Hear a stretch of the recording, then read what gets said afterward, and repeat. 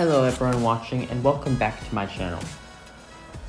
I'm Bird's Eye View Politics, and in this video I'm going to be taking a bird's eye view look at why the United States does not have a major socialist party or a social democratic party. Now, many in America will claim that the far left has taken over the Democratic Party or is trying to, and the far right has taken over the Republican Party.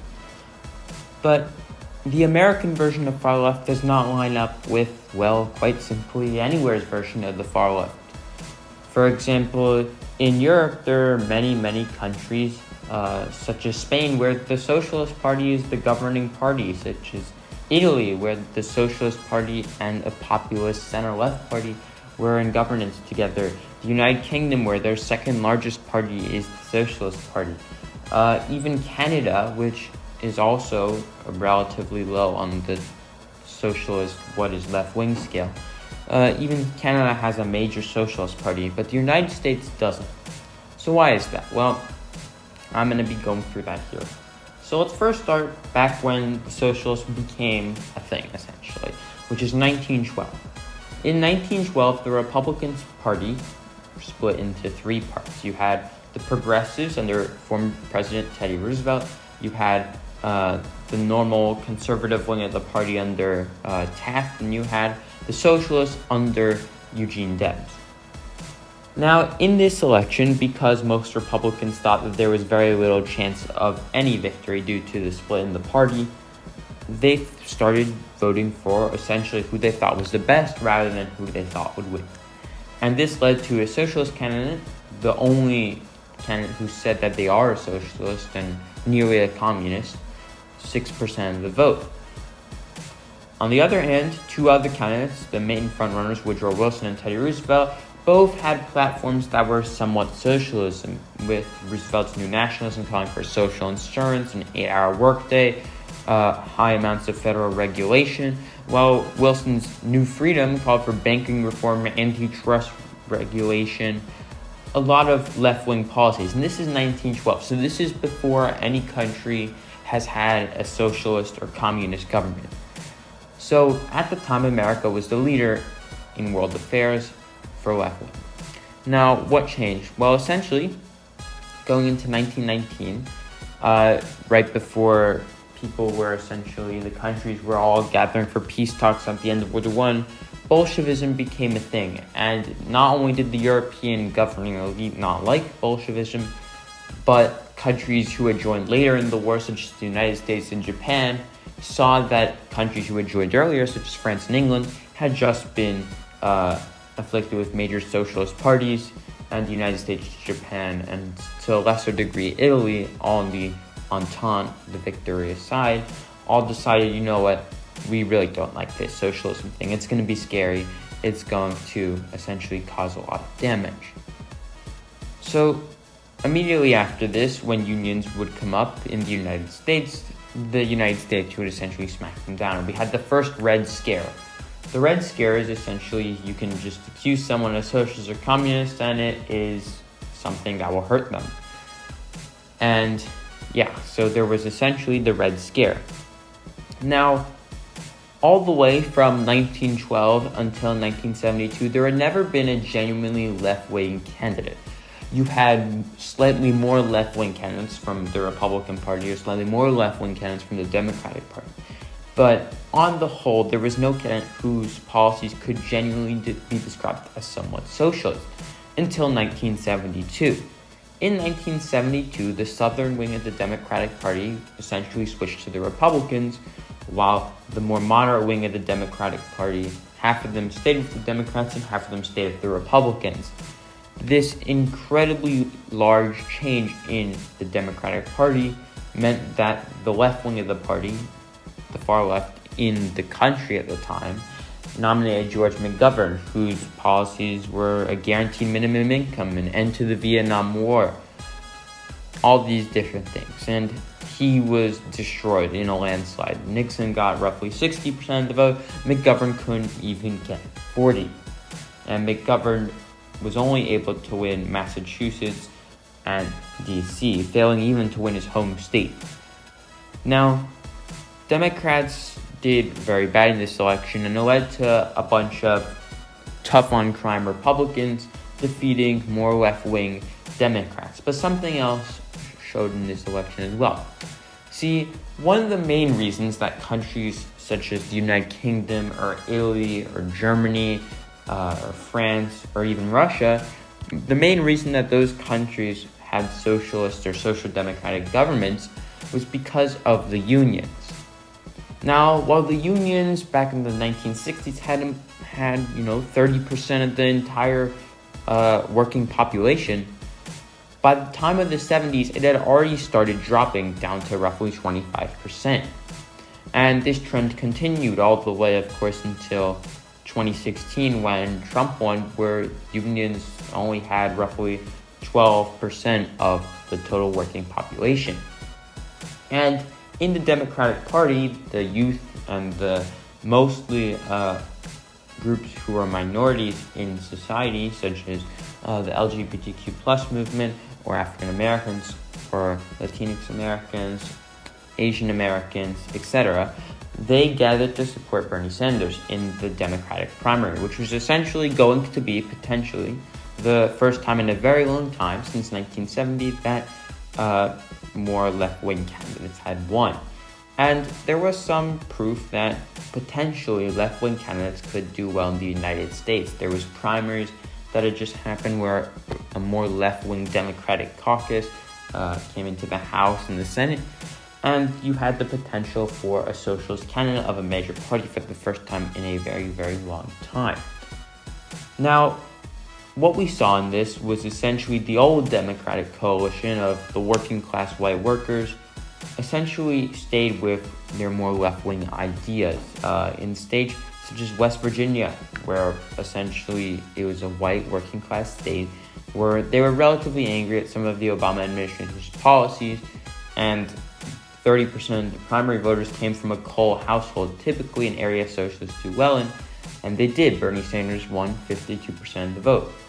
But something we also saw was that in much of the South and the West, where there were high amounts of, in the West, Latinx communities, in the South, you had mostly African American communities. Hillary Clinton, the more centrist candidate, your modern liberalism per se, did very well. And that brings us to the third major thing. We talked about the Red Scare. We talked about how unions were just simply never that strong, and when they were strong, it was very briefly, and even then, not very strong compared to other countries. But that third thing, of course, is modern liberalism. Now, liberalism in Europe or Australia or Canada, or much of the Western world, means the centrist, center-right, and is typically associated with what is in the United States some sort of soft libertarianism. It's very in favor of low taxes, particularly on the rich, the business class. It's very also progressive in terms of its social policy, legalization of marijuana, for instance, in Germany. Now, in the United States, liberalism doesn't mean that. Liberalism merely means the left wing of the political spectrum, which means that higher taxes as a Sanders platform is called radical liberal, not necessarily socialist. It will be called socialist as well, but socialism is, in the United States, seen as a version of liberalism, the most far-left version of liberalism, whereas, of course, we had the more centrist liberalism of Hillary Clinton. Now, Hillary Clinton won this primary race, as many had expected, but it was surprisingly close, and so Bernie Sanders in 2020 tried it again. Now, this time we saw a real split in the left wing of the party and the right wing of the party, at least in the early stage of the primary. For instance, on the left, you had two major candidates. You had your democratic socialism of Bernie Sanders and your social democracy of Elizabeth Warren. Now, social democracy and democratic socialism aren't actually the same thing. Democratic socialism can be described as essentially socialism, but it has to be elected and can also be unelected. It's not a essentially permanent regime like the USSR or Venezuela or what for a time existed in North Korea and China. Elizabeth Warren, by contrast, is much more of a social democrat. She had ideas such as Medicare for all that she shared with Bernie Sanders, but she also defined herself as a capitalist. Social democracy is essentially the reformist wing of capitalism or socialism, depending on how you look at it, whereas democratic socialism is firmly in the left wing of the political spectrum. You also had, on the right wing of the Democratic Party, you had candidates such as Pete Buttigieg, who appealed to youth voters. You had Michael Bloomberg, who appealed to those much more socially liberal, economically centrist, or even conservative voters. You had Tulsi Gabbard, who is essentially a libertarian in the race, now a Republican, basically. And of course, you had Joe Biden, who is your essentially establishment, center-left socially and center-left economically. So, socialism in the Democratic Party, at least, is not exactly that strong. And as I said, other countries have done significantly better. The socialists are currently in government in Germany. The socialists are the second largest grouping behind liberals, who are centrist, in France. And you had, of course, in England, the second largest party, currently polling ahead of the Conservatives.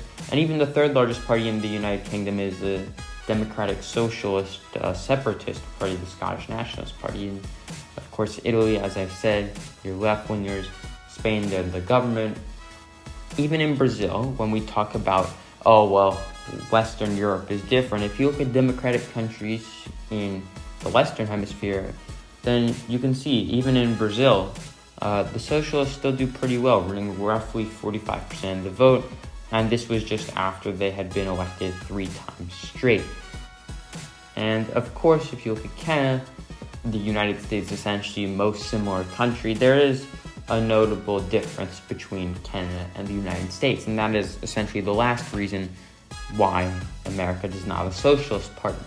And that is that essentially Canada has a multi-party system. You have your center to center-left liberals currently in government. You have your center-right to right-wing conservatives who are the opposition. But you also have many other parties. You have the People's Party, which is a right-wing to far-right party. You have, of course, the Greens, who are left-wing. You've got the Bloc Québécois, which advocates for Quebec independence on the center-left to far-right. It's a very loosely linked party. And of course, your new Democratic Party, which is your social democratic socialism. And that's because the United States, as I said, is essentially not on the level that Canada is in terms of its socialism.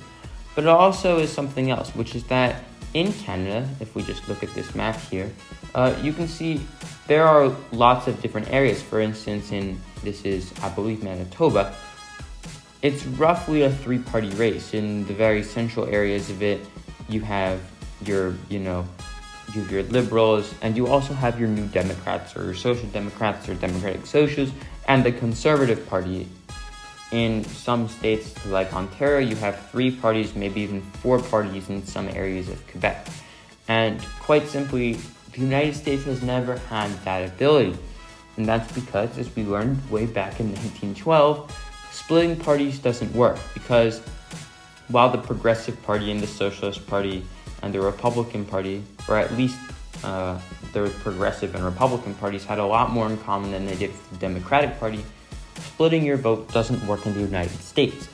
While together they won roughly 60% of the vote to Wilson's 40%, Wilson ended up with a landslide victory in the Electoral College, and Eugene Debs didn't win any seats, while in other states that had previously been staunchly Republican, such as New Hampshire, Woodrow Wilson won under 40% of the vote, and yet was still able to win states.